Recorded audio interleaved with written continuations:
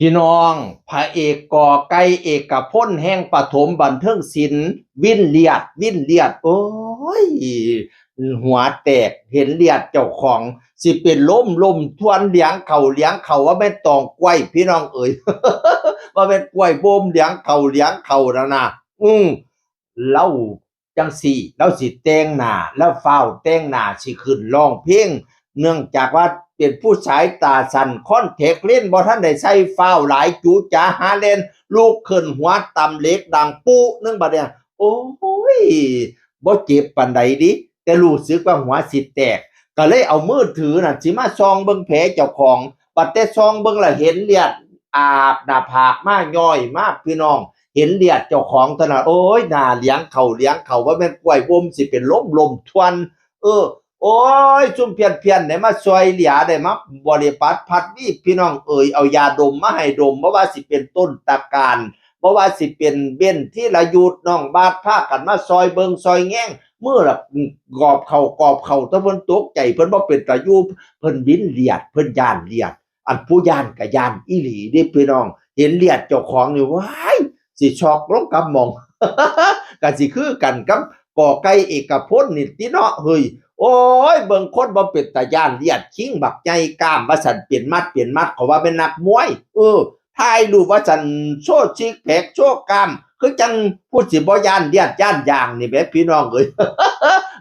ใส่สูทเพชรเขาก็รอเด้อเพิ่นนี่เด้อก่อไก่เอกพลคนอีหยังมาซื้อก่อไก่เอกพลรูปหล่อรูปทั้งดังคมเซ็กซี่เอ้ยยังถ่ายรูปเซ็กซี่ดีแท้ดอกเพิ่นลังรูป ไปเบิ่งเอาเองโลด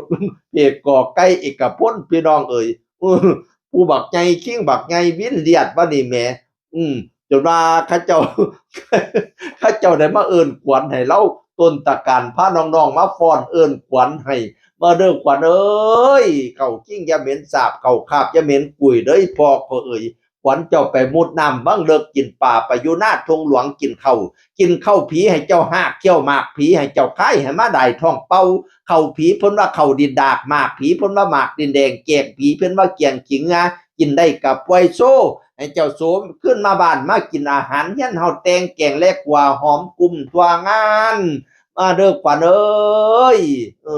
เขาขิงจะเหม็นสาบเขาคาบจะเหม็นกุยเด้อขวัญตับให้มาอยู่ตับแดงซอดขวัญปอดให้มาอยู่ปอดแดงใสขวัญหัวใจให้มาอยู่ใจหัวใจในเนี่ยบัดนี้เนี่ยขวัญคอให้มาขวัญปากให้มาอยู่ปากซอยออกขวัญคอให้มาอยู่คอซอยเว้าขวัญเกียรติเก่าให้มาใส่กระโจมเงินกระโจมคำมาเด้อขวัญเอ้ยมาซะขวัญเจ้าไปปลูกผู้จนเป็นหากขวัญเจ้าไปปลูกหมากจนเป็นใบขวัญเจ้าไปปลูกหัวเสียงไข่จนเป็นนอ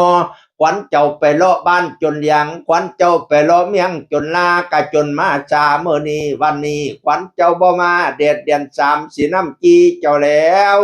ขวัญเจ้าบ่มาแดดเดือน4สีน้ำขาขวัญเจ้าบ่มาแดดเดือน5สีน้ำเผาเจ้าแล้วมาเยอะขวัญเอ้ย มาเด้อขวัญเอ้ยขวัญก่อไก่เอกพลหัวโขกเหล็กเว้าพื้นความเจ็บนั่นบ่เจ็บปานใดเว้าพื้นความตกใจความวินเลียดเลี้ยงเขาว่าแม่นกล้วยบ่มพี่น้องเอ่ยให้เจ้าสว่างเจ้าเซาซะฟาดเคาะซะเคาะน้อยเคาะน้อยๆนึงดอกบ่แม่นเคาะใหญ่ดอกไปฟาดไปฟาดหนีไกลๆพุ่นเคาะอย่ามากวนลูกกวนหลาน เว้าเรื่องพระเอก